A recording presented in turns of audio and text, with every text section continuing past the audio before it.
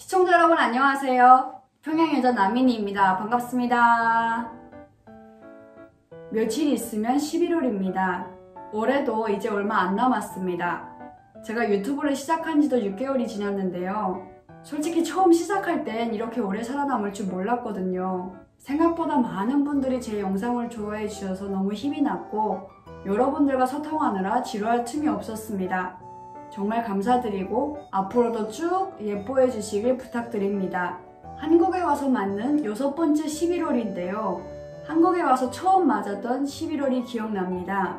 북한에서는 11월만 되면 월동 준비를 하는 모습들로 정말 많이 붐비거든요. 반면 한국은 북한에 비해서 너무 고요한 11월이라서 너무 놀랐습니다. 오늘 시간에는 한국에서 찾아보기 힘든 북한의 11월의 모습과 한국의 11월의 모습을 보면서 놀라웠던 이유에 대해서 두 가지로 말씀드리도록 하겠습니다. 첫째로, 김장을 하지 않는 한국 사람들입니다. 북한에는 이런 말이 있어요.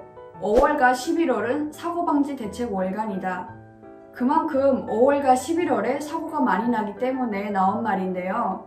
이때에는 다른 때보다 길가에 차들, 특히 트럭들이 굉장히 많이 다닙니다. 5월에는 농촌지원 전투에 동원된 사람들이 농촌으로 가기 위해 탄 차들이 되게 많고 11월에는 어떤 차들이 길가에 많은지 여러분은 아시나요? 바로 배추, 무 등을 실은 차입니다. 북한에서 요리사가 일을 할 때 11월만 되면 배추, 무 동원에 하루씩 동원되곤 했었거든요.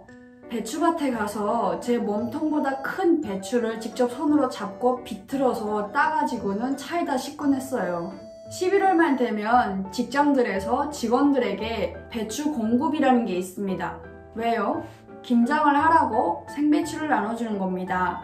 제가 어렸을 때만 해도 아빠, 엄마가 각각 직장에서 한 300~400kg 정도 배추를 공급받아 오셨고 그걸 다 김장을 했었어요. 배추가 하도 많아서 주방 한쪽 면에 배추를 높이 쌓아놓기도 했었습니다. 엄마가 그 많은 배추를 일일이 칼로 다듬고 졸여 넣은 다음에 한 3일 정도 후에 그 졸인 배추를 씻어서 김치 양념에 버무려서 김장을 하곤 했는데 그야말로 김장 전투인 셈이었습니다. 그날이면 할머니도 도우러 오셨고 아빠도 무를 채칼로 쳐서 양념 만들 준비를 하셨어요. 고춧가루도 아빠가 마른 고추를 직접 절구로 복원하셨거든요. 지금은 물론 옛날에 비해서 김장을 많이 안 한다고는 하지만 그래도 100kg 정도는 하는 것 같아요. 한국에 와서 보니 11월인데도 도로에 배추를 싣고 달리는 차가 하나도 안 보이는 거예요. 북한은 11월만 되면 배추 실은 차들이 하도 도로에 많이 다녀서 도로에 배춧잎들이 이렇게 돌아다니기도 하거든요. 배추차가 없으니까 한국은 어떻게 김장을 하지 싶었어요. 그리고 또 한국 TV에서는 김장철이 되니까 김치냉장고 광고가 그렇게 많이 나오더라고요.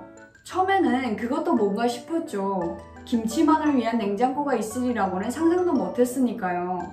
북한에서는 독에다가 김치를 넣고 겨울 내내 그 독을 베란다에 냅뒀거든요. 한국에 온 지 얼마 안 돼서 저보다 먼저 한국에 와 계신 분의 집에 갔었는데 냉장고가 2개인 거예요.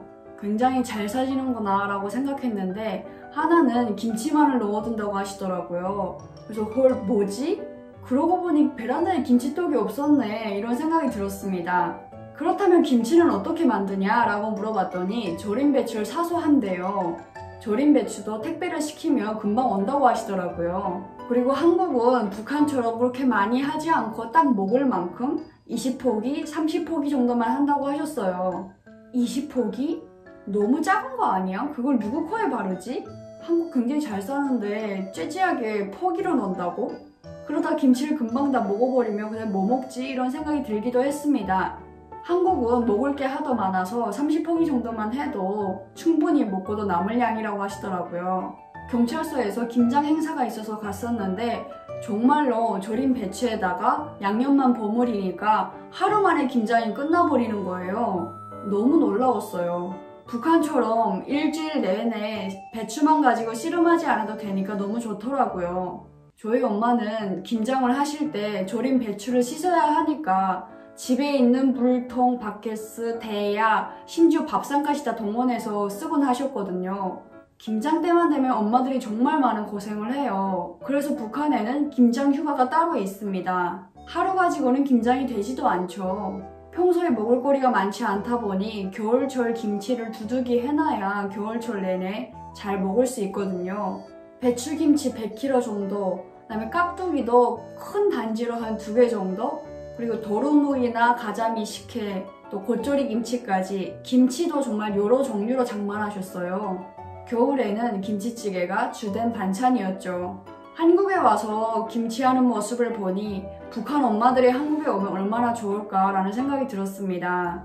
김일성이 여성들을 힘든 가정일에서 해방시키겠다고 늘 얘기만 했었는데 한국에 와서 보니까 한국처럼 모든 게 발전하게 되니 자연스레 엄마들의 김장 부담도 많이 덜어진 게 아닌가 싶더라고요. 또 한국에서는 김장하는 날이면 무조건 수육을 해서 드시잖아요. 이 또한 북한에서는 찾아보기 힘든 풍경입니다. 북한도 한국처럼 김장할 때 노동 부담은 확 줄고 맛있는 수육을 마음껏 먹을 수 있는 날이 하루빨리 왔으면 합니다. 두 번째로, 연탄이 필요 없는 한국입니다. 물론 한국에서도 연탄을 아직까지 필요로 하는 곳이 있죠. 지어진 지 오래된 집이거나 주택들에서 연탄을 사용하고 있고 연탄 나눔 봉사 또한 많이 이루어지고 있는 것으로 알고 있습니다. 근데 저는 처음 한국에 왔을 때 한국은 연탄이 아예 없는 줄 알았어요. 왜냐면 11월에 연탄 실은 차들이 지나가는 게 한 번도 안 보이는 거예요. 평양에서는 다른 때보다 11월만 되면 도로에 연탄 실은 차들이 지나가는 모습이 많이 보이거든요. 평양에서는 아직도 아파트라고 해도 연탄이 필수입니다. 평양 아파트들에 난방 시스템이 있긴 하지만 작동하지 않은 지 꽤 오래됐거든요. 그래서인지 처음 한국 아파트에 들어왔을 때 난방 시스템이 있는 게 좀 탐탁치 않게 여겼어요. 북한처럼 잘 돌아가지 않을 거라 생각했던 거죠. 애초에 북한에서는 난방의 기능을 잘 경험하지 못하고 자랐어요. 한국 난방은 정말 엄청나더라고요.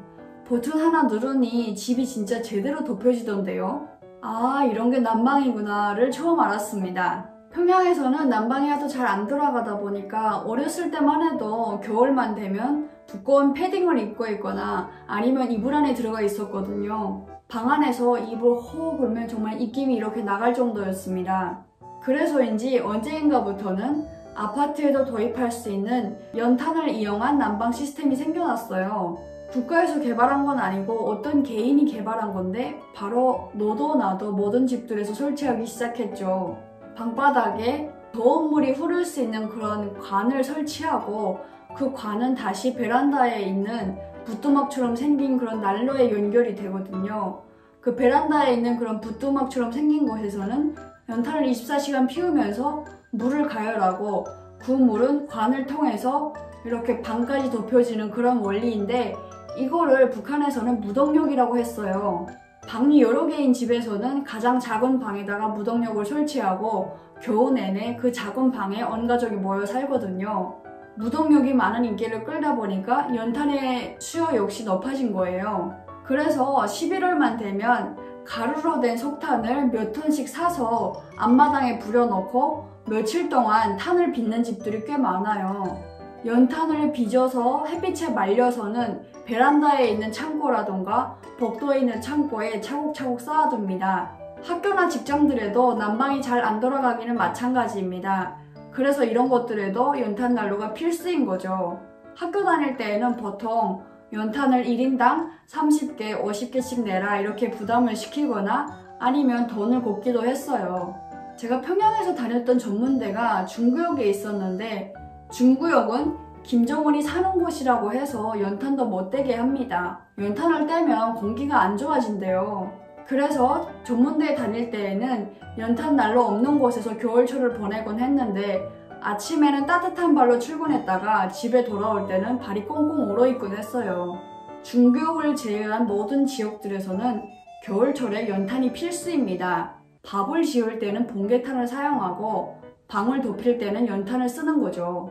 그런 곳에서 살다 온 저에게는 11월에 난방도 잘 돌아가고 겨울철 어느 건물 안에 들어가든지 따뜻한 바람이 나오는 그런 한국이 너무 신기하고 좋았어요. 처음에는 겨울에 덕레이도 입지 않은 채로 발목이 다 드러난 그런 바지를 입고 또 바람이 슝슝 들락날락 할 것 같은 그런 운동화를 신은 젊은 친구들이 꽤 충격적이었는데, 제가 한국에서 살다 보니까 겨울철 덕레이가 없어도 연탄이 없어도 충분히 덥게 지낼 수 있더라고요. 한국에서는 겨울철에 어디 가나 난방 시스템이 잘 되어 있는 게 당연한 건데, 북한에서는 왜 아직도 난방 시스템을 자체로 해결해야 하는지 이해가 안 되기도 했습니다. 네, 여러분, 오늘 제가 평양에서는 11월만 되면 겨울철 월동 준비 때문에 당연히 보이는 모습들이 한국에 와서 전혀 보이지가 않아서 놀랐던 이유에 대해서 말씀드렸습니다.